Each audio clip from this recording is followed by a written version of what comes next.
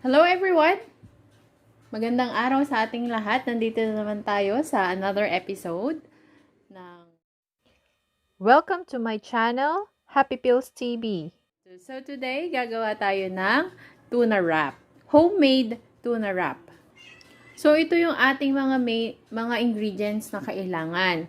Syempre, hindi mawawala ang ating tortillas. Tortilla wrap.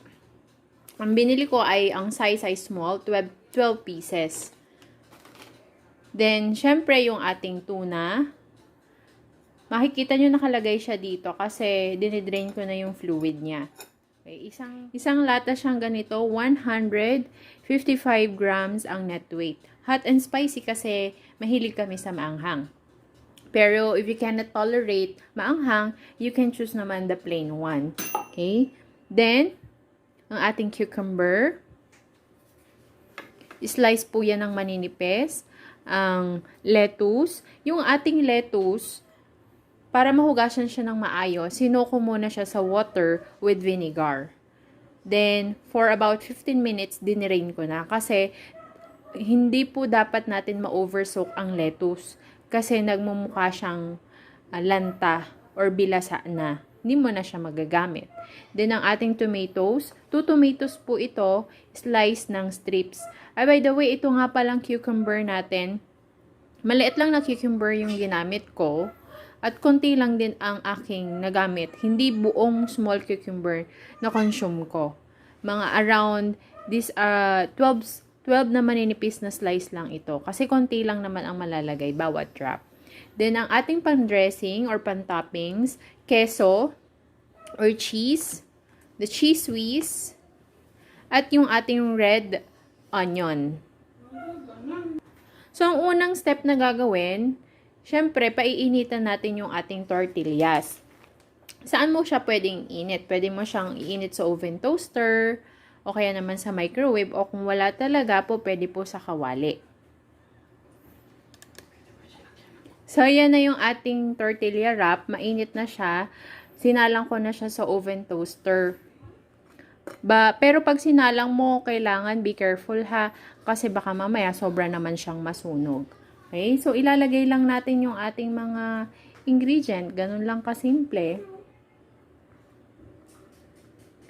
So, while I'm doing this, kung bago ka sa channel ko, welcome sa iyo. And please don't forget to click the subscribe button at saka yung bell para ma-notify ka pag may uploaded akong bagong video. Okay? Sa gitna lang natin siya ilalagay. Then, yung ating cucumber. 3 piraso will do. 4 will do also. Then, yung strips ng tomatoes. And then, lagay din natin yung ating red onion.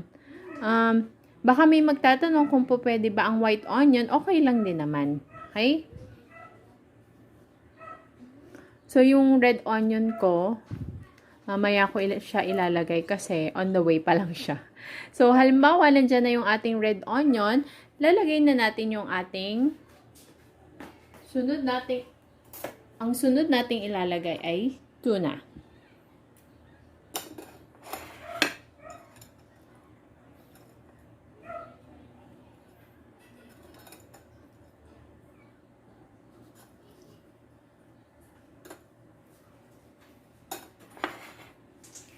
Then, after the tuna, pwede na nating ilagay ang ating cheese. If you want to do homemade dressing, pwede rin naman. Kasi I prefer this one kasi mabilis. Lalo pag gutom na gutom ka na, 'di ba? Kailangan mabilis yan. Then, the last one na toppings, pan-toppings, ay ang cheese.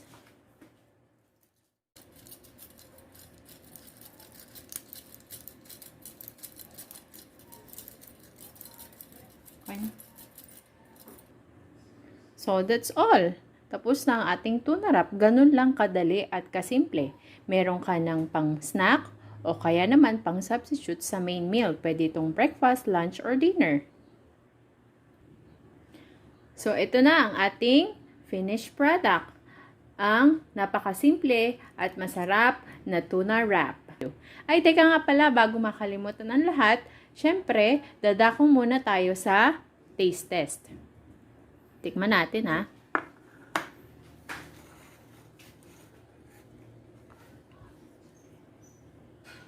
Ito na kasi yung dinner ko.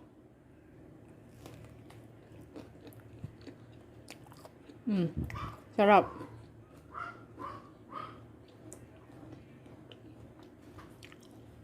Very nice.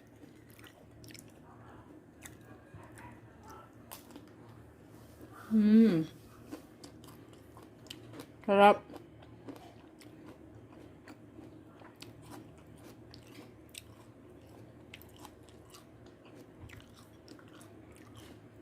Oh, thank you for watching this video. Please don't forget to click the subscribe button and the notification bell para ma-notify kayo pag may bago tayong uploaded na video. Thank you for watching. See you on my next upload.